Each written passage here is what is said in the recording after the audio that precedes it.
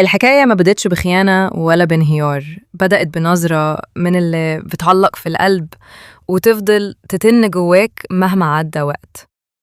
آدم كان شكله مختلف، في نوع هدوء مش طبيعي، زي وعد كده، وعد براحة بحنية بحاجة بتطمن حتى من غير كلام. وهي ريم كانت محتاجة الطمأنينة دي، كانت بتدور على قلب ترتاح فيه بعد سنين من الخيبات والمطبات. البدايات كانت حلوة، رسالة الصبح، تليفون آخر الليل، ضحكة من القلب، كلام بيروح التعب. آدم كان موجود، بيطمن، بيهتم. وريم صدقت إنه حقيقي، صدقت إن المرة دي مختلفة. بس الزمن دايماً بيغدر بالحلو. آدم ابتدى يتغير شوية بشوية، من غير صوت، من غير أسباب. ردوده بقت قليلة، كلامه بقى بارد، عينيه مش بتطول على وشها زي زمان. ريم كانت بتحس، مش غبية ومش عبيطة، كانت حاسة بكل حاجة بس ساكتة، مش عايزة تبوظ اللي بينها وبين نفسها. صدقته.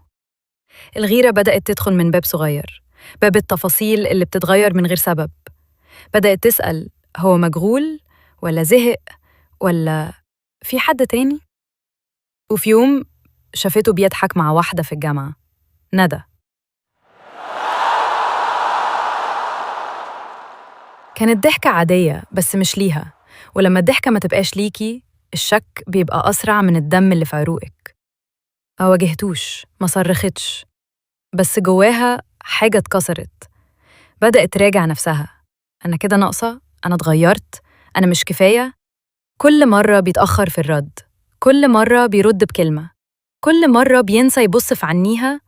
الغيرة بتزيد، وبدأت تتقلب، تبص في صورها القديمة، تفتكر صوت ضحكتهم، تشم ريحة أول خروجة.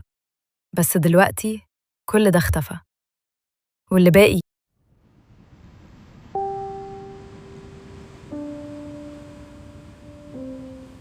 كنت ساكتة، مش علشان مفيش كلام، كنت ساكتة علشان الكلام لو طلع كان هيجرحني أنا.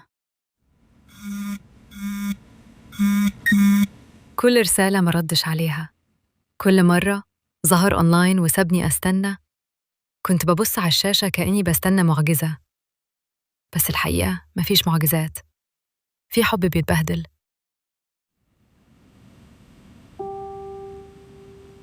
آدم كان بالنسبة لي كل حاجة، ضحكته كانت بتطمني، صوته كان بيرجعني من انهياري.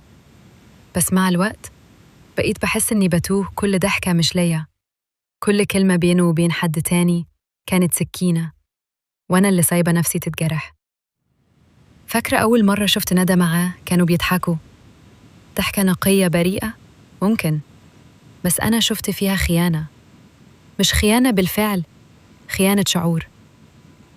أنا عيني ما بتكدبش، واللي في قلبي حس بيه قبل حتى ما عقلي يفكر. كنت كل يوم بسأل نفسي، هو بيحبني ولا أنا بس كنت بحطه في طريقه؟ وفي كل مرة ما كنت بلاقي إجابة، بس كنت بلاقي وجع، وجع ساكت بيكسرني من جوه ومفيش حد سمعه. حاولت أتكلم، حاولت أواجه، بس كل مرة كان بيضحك ويقولي أنتي بتبالغي.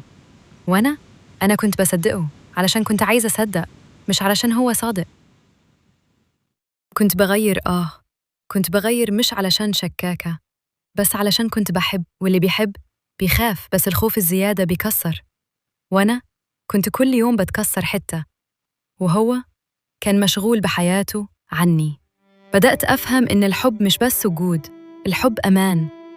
بصلي بس كده، قولي إنك حاسس بيا. أنا كل مرة بشوفك قلبي بيرجع يدق كأني أول مرة بشوفك، ضحكتك لوحدها بتطمني.